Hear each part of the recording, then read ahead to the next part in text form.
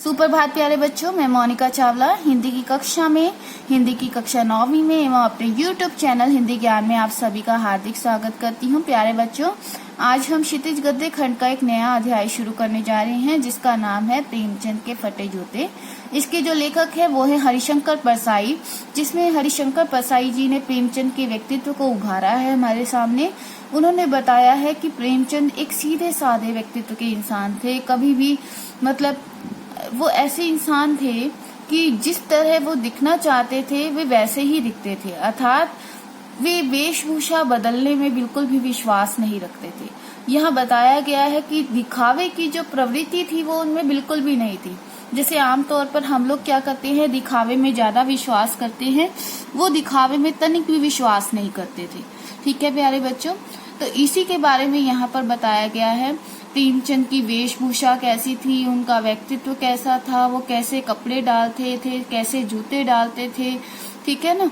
कभी अगर किसी से घृणा करते थे तो उसके लिए कैसे उसकी आलोचना कैसे करते थे, ठीक है। इस सब के बारे में यहाँ आपको बताया गया है। ठीक है प्यारे बच्चों, देखिए ध्यान से। अब मैं आपके सामने पाठ शुरू करने जा रही हूँ।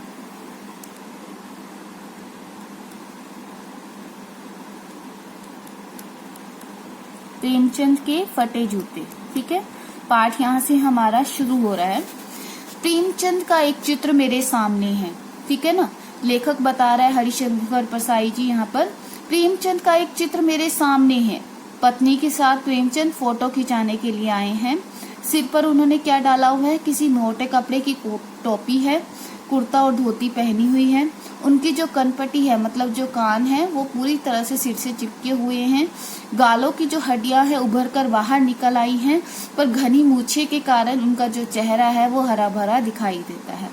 उन्होंने पाँव में क्या पहना हुआ है, कैनवस के जूते पहने हुए हैं, जिसके जो बंद है अर्थात जो फीते हैं वो कैसे बंधे हुए हैं, बेतरतीब उल्टे सीधे बंधे हुए हैं। ठीक है, लापरवाही से उपयोग करने पर जो बंद यानी कि उनके जो फीते हैं, फीते के सिरों पर जो क्या होती है, लोहे की पट्टी। ठीक है ना, आप सभी अपने जूतों की तरफ देखें तो क्या आपको दिखाई देगा कि हमारे जो फीते हैं उनमें एक लोहे की पट्टी डली होती है, बिल्कुल बारीक सी गोल सी होती है वो।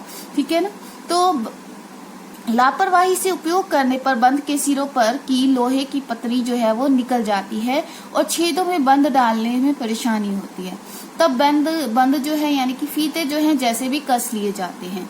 दाहिने पांव का जो जूता है प्रेमचंद का वो बिल्कुल ठीक है, मगर बाएं जूते में क्या हो गया है, बड़ा सा छेद, जिसमें से क्या हो गया, उंगलियां बाहर निकल आई हैं।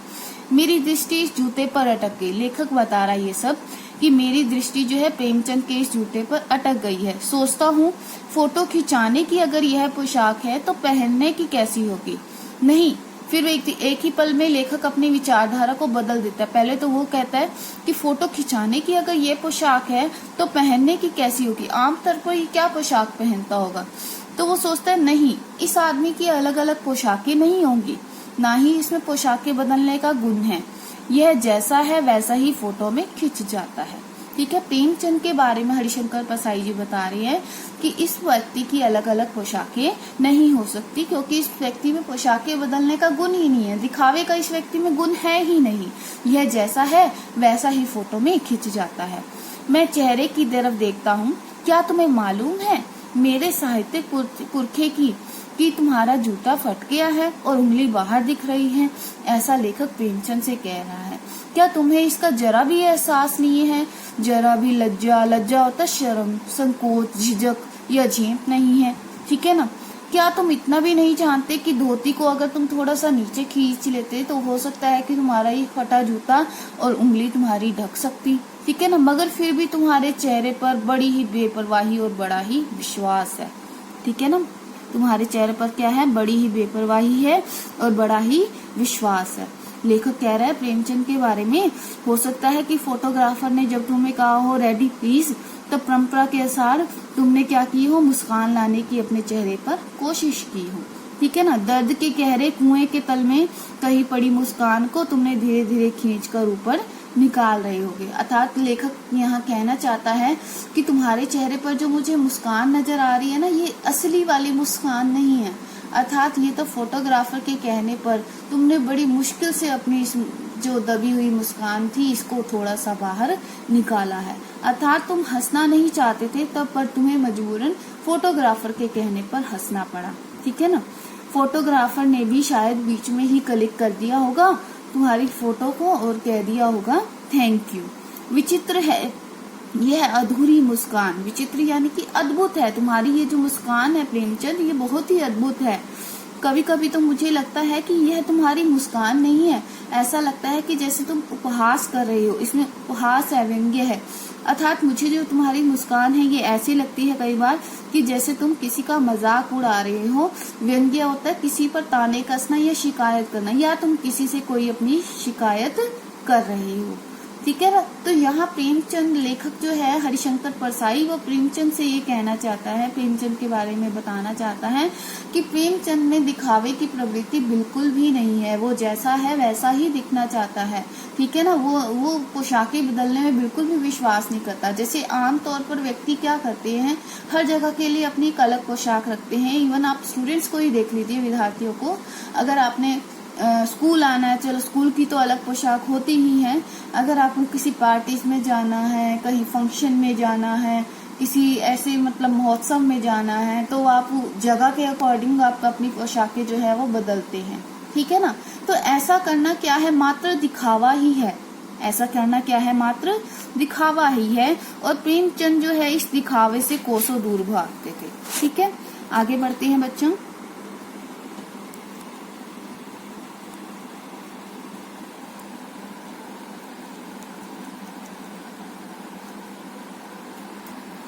प्रेमचंद के बारे में लेखक बता रहा है, यह कैसा आदमी है जो खुद तो फटे जूते पहने फोटो खिंचा रहा है पर किसी पर हंस भी रहा है। अब प्रेमचंद के चेहरे पर जो मामूली सी हंसी आई थी उस पर लेखक कह रहा है कि ये मुझे तो ऐसा लग रहा है कि यह आदमी खुद तो फटे जूते पहने हुए फोटो खिंचा रहा है पर ये किसी पर हंस भी रहा है। ऐसे लग रहा है कि जैसे ये किसी पर ताने कस रहा हो, क्योंकि प्रेमचंद की एक हैबिट थी जिससे वो घृणा करता था ना, तो उस पर क्या करता था, अपने हाथ की उंगली से इशारा नहीं करता था बल्कि अपनी पैर की उंगली से इशारा करता। मान लो प्रेमचंद किसी व्यक्ति को नापसंद करता है, ठीक है ना, किसी चीज को नापसंद करता है, दिखावे को नापसंद करता है, तो वो क्या करता है, अपनी पैर की उंगली से उस पर इशारा करता है कि मुझे ये चीज पसंद नहीं है। ठीक है ना। फोटो ही खिंचाना था तो ठीक जूते पहन लेते या ना खिंचाते। लेखक कह रहा है उसके बारे में, फोटो ना खिंचाने से क्या बिगड़ता था, शायद पत्नी का आग्रह रहा हो और तुम अच्छा चल भाई कहकर बैठ गए होगे। ठीक है ना। लेखक यहाँ अंदाजा लगा रहा है कि हो सकता है कि उसकी पत्नी ने उससे जबरदस्ती की हो, आग्रह किया हो कि तुम चलो चलो फोटो खिंचाने, तो वो अच्छा चल भाई कहकर वहां पर चला गया हो। मगर यह कितनी बड़ी ट्रेजेडी है। ट्रेजेडी इंग्लिश का वर्ड है, ट्रेजेडी का अर्थ होता है घटना। ठीक है ना। मगर यह कितनी बड़ी ट्रेजेडी है कि आदमी के पास फोटो खिंचाने को भी जूता ना हो। मैं तुम्हारी यह फोटो देखते देखते तुम्हारे क्लेश को अपने भीतर महसूस करके जैसे रो पड़ना चाहता हूँ। ये लेखक कह रहा है अपने मन के भाव। ठीक है ना, प्रेमचंद से संबंधित करके। ठीक है ना। प्रेमचंद को देखकर लेखक के मन में ऐसे भाव उभर रहे हैं कि मुझे तुम्हें देखकर अंदर ही अंदर रोना आ रहा है, मगर तुम्हारी आंखों का यह तीखा दर्द भरा व्यंग्य मुझे एकदम रोक देता है। ठीक है ना। मतलब तुम अपनी आंखों से जो व्यंग्य कर रहे हो, अपने पैर की उंगली से जो व्यंग्य कर रहे हो, ये मुझे ऐसा करने से एकदम रोक देता है, क्योंकि तुम्हारे चेहरे पर एक असीम विश्वास है, एक बेपरवाही है। तुम किसी की परवाह नहीं करते हो, एक बेपरवाही, और उसी विश्वास को देखते हुए मैं स्वयं रुक जाता हूँ। ठीक है ना। तुम फोटो का महत्व नहीं समझते होते तो किसी से फोटो खिंचाने के लिए जूते तक मांग लेते। लोग तो कहते हैं कि मांगे गए कोट से वर दिखाई करते हैं। वर दिखाई मतलब दूल्हा दिखा देते हैं। अब किसी लड़की को लड़के को दिखाना हो तो वो क्या करते हैं, लड़के वाले किसी से सूट बूट मांग लेते हैं। ठीक है ना। और मांगे की मोटर से बारात भी निकाल लेते हैं, मतलब मोटर गाड़ी किसी से उधार लेके अपनी बारात स्वयं ले आते हैं। फोटो खिंचाने के लिए तो लोग बीवी तक मांग ली जाती है। लोग क्या करते हैं, यहाँ तक कि फोटो खिंचाने के लिए बीवी तक को उधार मांग लेते हैं। तुमसे जूते ही नहीं मांगते बने। ये लेखक कह रहा है किसके बारे में, प्रेमचंद के बारे में। तुम फोटो का महत्व नहीं जानते, क्योंकि अक्सर आप अपने जीवन में ही देखिए बेटा, विद्यार्थी जीवन में अगर आप कहीं घूमने जाते हैं, किसी भी यात्रा पे जाते हैं, तो आप वहाँ क्या करते हैं, आप अपने फोटोज खींचते हैं ज़्यादा से ज़्यादा, ताकि वो यादगिरी आपके पास रह जाए, ठीक है ना, कि आप इस जगह पर गए थे। पर वो लेखक कह रहे हैं प्रेमचंद को कि तुम तो फोटो का महत्व ही नहीं जानते। लोग तो क्या करते हैं, इत्र होता परफ्यूम या डियो वगैरह, ठीक है ना, कोई भी सुगंधित पदार्थ का लेप करके क्या करते हैं, फोटो खिंचवा लेते हैं, ताकि उनकी फोटो भी कैसी बन जाए, खुशबूदार बन जाए, ठीक है ना। गंदे से गंदे आदमी की फोटो भी खुशबू देती है। अब लेखक यहाँ कह रहे हैं टोपी 8 आने में मिल जाती है। अब यहाँ पर एक ये आशय है कि टोपी जो है वो 8 आने में मिल जाती है, और जूते उस जमाने में 5 रुपए से कम में क्या मिलते होंगे। कहने का भाव ये है कि टोपी जो है वो जूते के मुकाबले सस्ती है। एक आम आदमी की अगर टोपी फट जाए तो वो टोपी तो नहीं खरीद सकता है, पर अगर उसके जूते फट जाए तो उसके लिए जूते खरीदना बहुत ही कठिन कार्य है, ठीक है ना, क्योंकि जूते की कीमत आज बहुत ही बढ़ गई है। जूता हमेशा ही टोपी से कीमती रहा है, और अब तो जूते की कीमत और भी बढ़ गई है, और एक जूते पर 2500 टोपियां नौछावर है। मतलब एक जूते की कीमत पर आप कितनी टोपियां खरीद सकते हैं, 2500 टोपियां खरीद सकते हैं, ठीक है ना। तुम भी जूते और टोपी के अनुपातिक मूल्य के मारे हुए हो। यह लेखक कह रहा है प्रेमचंद को संबोधित करता हुआ कि तुम भी इन दोनों के अनुपातिक मूल्य के मारे हुए। अनुपातिक होता है रेशो, ठीक है ना। हाँ, यह विडंबना, यह मतलब जो भी मुझे दिख रहा है, यह मुझे इतनी तीव्रता से पहले कभी नहीं चुभी जितनी आज चुभ रही है, जब मैं तुम्हारा क्या देख रहा हूँ, ये फटा हुआ जूता देख रहा हूँ। तुम क्या हो, एक महान कथाकार हो, उपन्यासकार हो, युग प्रवर्तक हो, जाने क्या क्या तुम कहलाते हो, ठीक है ना, जाने क्या क्या कहलाते हो, मगर फोटो में भी तुम्हारा जो जूता है वो फटा हुआ है, ठीक है ना। मेरा जूता भी कोई अच्छा नहीं है। अब लेखक बात कर रहा है अपने जूते की, ठीक है ना। मेरा जूता भी कोई अच्छा नहीं है, ये ऊपर से तो अच्छा दिखता है, अंगुली बाहर नहीं निकलती, पर अंगूठे के नीचे का जो तला है, मतलब जो मेरे जूते की जो सोल है, वो पूरी तरह से घिस चुकी है, अर्थात फट चुकी है। अंगूठा जमीन से घिसता है, और पैनी मिट्टी पर कभी रगड़ खाकर लहूलुहान भी हो जाता है। लहूलुहान होता है खून से भरा हुआ। पूरा तला गिर जाएगा, पूरा पंजा छिल जाएगा, मगर जो उंगली है मेरी वो बाहर नहीं दिखेगी, ठीक है ना। तुम्हारी उंगली दिखती है पर पाँव सुरक्षित है, मेरा पाँव सुरक्षित नहीं है। मेरी उंगली ढकी है पर मेरा जो पंजा है नीचे घिस रहा है। तुम पर्दे का महत्व ही नहीं जानते, हम पर्दे पर कुर्बान हो रहे। लेखक ने ये लाइन कही है प्रेमचंद के लिए। यहाँ जो पर्दा है वो किसको कहा गया है बेटा, दिखावे को। पर्दा किसको कहा गया है यहाँ पर, दिखावे को। कि लोग जो है दिखावे में बहुत ज्यादा विश्वास करते हैं, ठीक है। तो दिखावे के लिए यहाँ तक कि वो सब कुछ कर लेते हैं, उधार की बीवी मांग लेते हैं फोटो के लिए, अगर अपनी बारात निकाल लेते हैं तो किसी से मोटर गाड़ी मांग आते हैं, मतलब तरह तरह के लोग आडंबर रचते हैं। लेकिन प्रेमचंद में ये गुण बिल्कुल भी नहीं था, वो दिखावे के महत्व को बिल्कुल भी नहीं जानते थे। वो तो ये कहते कि मैं जैसा हूँ वैसा ही दिखना चाहता हूँ, चाहे मुझे फोटो खिंचवानी है तो मैं उसके लिए भी वैसे ही जाऊंगा जैसा मैं दिखता हूँ, ठीक है ना।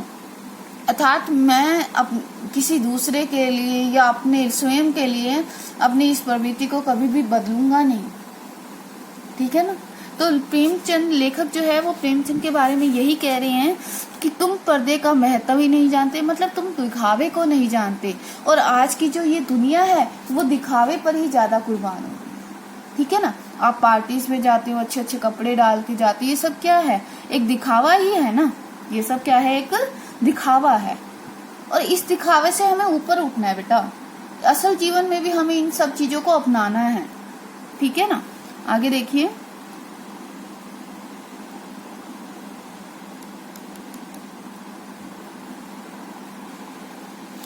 तुम फटा हुआ जूता बड़े ठाट से पहने हो, ठीक है ना। मतलब फटा हुआ जूता बड़े ठाट से पहने हो, अर्थात तुम्हें कोई वो नहीं है मतलब कुछ भी हाँ तुम्हें कोई इस बात का वो है भी हाँ मैं फटा हुआ जूता फोटो खिंचाने के लिए पहन आया हूँ, मतलब तुम्हें कोई भी वो ऐसी बात नहीं है। मैं ऐसे नहीं पहन सकता, फोटो तो जिंदगी भर इस तरह नहीं खिंचाऊंगा, चाहे कोई जीवनी बिना फोटो के ही छाप दे। ये लेखक अपने बारे में बता रहा है कि मैं ऐसा जूता कभी भी नहीं पहन सकता। फोटो तो जिंदगी भर इसी तरह नहीं खिंचाऊंगा, इस तरह नहीं खिंचाऊंगा। चाहे कोई मेरी जो जीवनी भी लिखेगा, मान लो कोई मेरे आत्मसंस्मरण के बारे में भी लिखेगा, तो चाहे वो जीवनी मेरी बिना फोटो के ही क्यों ना छाप दे, ठीक है। तुम्हारी यह व्यंग्य मुस्कान मेरे हौसले पस्त कर देती है, ठीक है ना, मेरे हौसले पस्त कर देती है। क्या मतलब है इसका? कौन सी मुस्कान है यह? लेखक प्रेमचंद से पूछ रहा है। क्या होरी का गोदान हो गया? अब यहाँ पर देखिए 3 बातें कही गई हैं। होरी का गोदान, होरी जो है गोदान कहानी का पात्र था, कैरेक्टर था। गोदान जो है मुंशी प्रेमचंद की एक रचना है। गोदान का अर्थ होता है गाय का दान। होरी ने क्या किया? पैसों के लिए अपने गाय को बेच दिया। क्या पूस की रात में, पूस की रात होती है ठंडक, जब मौसम में ठंडक होती है, सर्दी होती है, नील गाय हल्कू का खेत चर गई, ठीक है ना। हल्कू का खेत पड़ा हुआ था, हल्कू का खेत था, नील गाय आई, नील गाय सारा खेत खराब कर गई। क्या सुजान भगत का लड़का मर गया क्योंकि डॉक्टर क्लब छोड़कर नहीं आ सकते, ठीक है ना। सुजान भगत क्या किया, कहाँ गया था? डॉक्टर को बुलाने गया था कि मेरा लड़का बहुत बीमार है। डॉक्टर ने आने से मना कर दिया कि मैं अपना क्लब छोड़कर नहीं आ सकता। इतने में क्या होता है, सुजान भगत का जो लड़का है वो मर जाता है। नहीं, मुझे लगता है माधो औरत के कफन के चंदे की शराब पी गया। अब ये कफन भी यहाँ पर एक कहानी है, जिसकी कहानी क्या थी? माधो था एक पात्र। माधो की जो औरत थी वो काफी बीमार थी। अचानक से एक दिन उसकी औरत की मृत्यु हो जाती है और उसके कफन के लिए वो क्या करता है? लोगों से चंदा इकट्ठा करता है, गांव वालों से चंदा इकट्ठा करता है कफन के लिए कहकर। बट पता लगता है कि कफन तो आया नहीं, उन पैसे, उस चंदे की वो क्या पी गया? शराब पी गया। वही मुस्कान मालूम होती है मुझे। शायद तुम इन्हीं सब पर ही क्या कसना चाहते हो? व्यंग्य कसना चाहते हो, ताने कसना चाहते हो, इन्हीं की तरफ शायद तुम इशारा कर रहे हो। तो लेखक कह रहा है कि वही मुस्कान मुझे ये मालूम होती है। मैं तुम्हारा जूता फिर देखता हूँ, मैं तुम्हारा जूता फिर देखता हूँ कैसे फट गया यह। मेरी जनता के लेखक क्या बहुत चक्कर काटते रहे? क्या बनिया के तगादे से बचने के लिए मील 2 मील का चक्कर लगाकर घर लौटते रहे? तगादे यानी कि ताने से, ठीक है ना। बनिया हो सकता है कोई रोकता होगा उसको पैसों के लिए।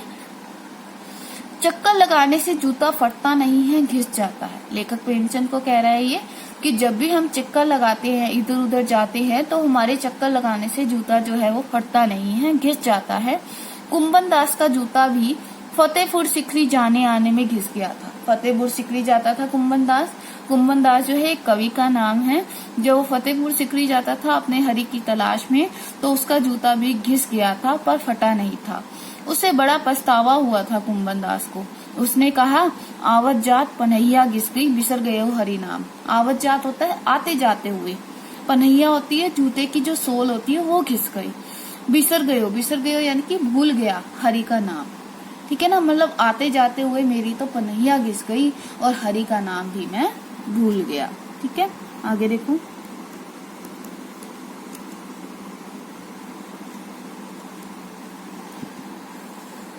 और ऐसे बुला कर देने वालों के लिए उन्होंने कहा था, जिनके देखे दुख उपजत है तिनको करबो परे सलाम। अब यहाँ पर कुंभन दास एक और पंक्ति में कह रहे हैं कि जिनके देखे, जिनको देखकर आपके हृदय में दुख उपजत है, दुख पैदा होता है, तिनको, उनको, करबो, करो, परे सलाम, दूर से ही सलाम करो। ऐसे व्यक्तियों का आप क्या करो? दूर से ही सलाम करो। चलने से जूता घिसता है, फटता नहीं। तुम्हारा जूता कैसे फट गया प्रेमचंद? मुझे लगता है तुम किसी सख्त चीज को ठोकर मारते रहे होगे। कोई चीज जो परत पर परत सदियों से जम गई है, उसे शायद तुमने ठोकर मार मार कर अपना जूता फाड़ लिया। कोई टीला जो रास्ते पर खड़ा हो गया था, उस पर तुमने अपना जूता आजमाया। लेखक प्रेमचंद से कह रहा है कि मुझे तो लगता है कि तुमने शायद किसी टीले को, ठीक है ना, किसी पत्थर के टीले को तुमने बहुत जोर जोर से अपने पैर से ठोकर मारी है। यहाँ टीला किसको कहा गया है? मार्ग में आने वाली बाधाओं को, रुकावटों को, समस्याओं को कहा गया है, ठीक है ना, टीला। तो इसलिए वो ये कहा गया है कि टीला जो रास्ते पर खड़ा हो गया था, उस पर तुमने अपना जूता आजमाया है। अर्थात प्रेमचंद जो था, प्रेमचंद का स्वभाव ऐसा था कि वो कभी भी अपने मार्ग में आने वाली बाधाओं से बचकर नहीं भागता था, बल्कि वो उन बाधाओं का सामना करके उन्हें अपने सामने से हटाकर ही भागता था। तुम उससे बचाकर उसके बगल से भी तो निकल सकते थे। लेखक कह रहा है कि तुम उस टीले से बचकर उसके साथ से भी तो निकल सकते थे ना, टीले से समझौता भी तो कर सकते थे, लेकिन नहीं, तुम्हें तो क्या करना है, इन टीलों का सामना करना है ना। सभी नदियां पहाड़ थोड़ी ही फोड़ती हैं, मतलब अभी कभी नदियां बह रही होती हैं, दूर दूर से झरनों से पानी आ रहा होता है, तो वो कोई पहाड़ थोड़ी ना फोड़ती हैं। कोई नदी अपना रास्ता बदल भी लेती है और घूमकर भी चली जाती है। तुम समझौता कर नहीं सके। क्या तुम्हारी भी वही कमजोरी थी जो होरी को ले डूबी? वही नेम धर्म वाली कमजोरी। नेम धर्म होता है नियम धर्म वाली कमजोरी। नेम धर्म उसकी भी जंजीर थी, मगर तुम जिस तरह मुस्कुरा रहे हो उससे लगता है कि शायद नेम धर्म तुम्हारा बंधन नहीं था, तुम्हारी मुक्ति थी।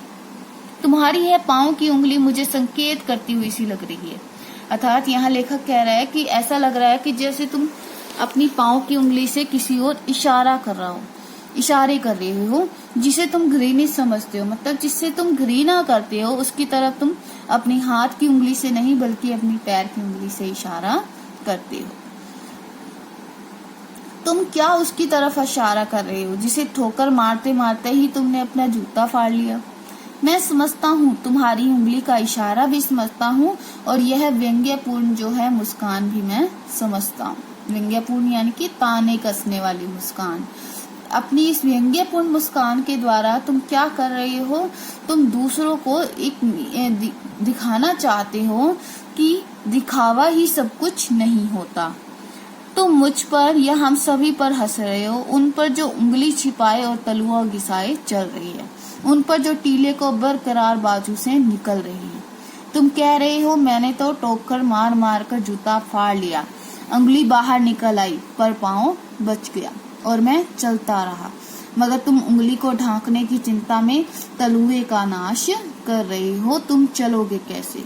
मैं समझता हूँ, मैं तुम्हारे फटे जूते की बात समझता हूँ, उंगली का इशारा समझता हूँ, तुम्हारी व्यंग्य मुस्कान समझता हूँ। जिस मुस्कान में क्या छिपे हुए हैं? व्यंग्य छिपे हुए हैं। ठीक है प्यारे बच्चों, तो ये हमारा लेसन यहीं पर समाप्त होता है। ठीक है, तो इस पूरे लेसन में ये बताया गया है कि किस तरह आम आदमी जो है दिखावे में अपना जीवन जीता है, पर प्रेमचंद को देखो तो उन्होंने दिखावे मात्र की प्रवृत्ति भी तक नहीं थी। ठीक है ना, दिखावे को तो वो बिल्कुल महत्व देते ही नहीं थे। उनका मानना था कि अगर एक अच्छा जीवन जीना है तो दिखावे की प्रवृत्ति से दूर होकर जीना है। मनुष्य को जैसा दिखना है वैसा ही, मतलब मनुष्य जैसा दिखाई देता है उसे वैसा ही दिखना चाहिए। पोशाकें बदलने से कोई हमारी मतलब वो नहीं बदल जाती, हमारी जैसे हैं हम वैसे ही दिखाई देंगे। ठीक है, तो ठीक है प्यारे बच्चों, धन्यवाद।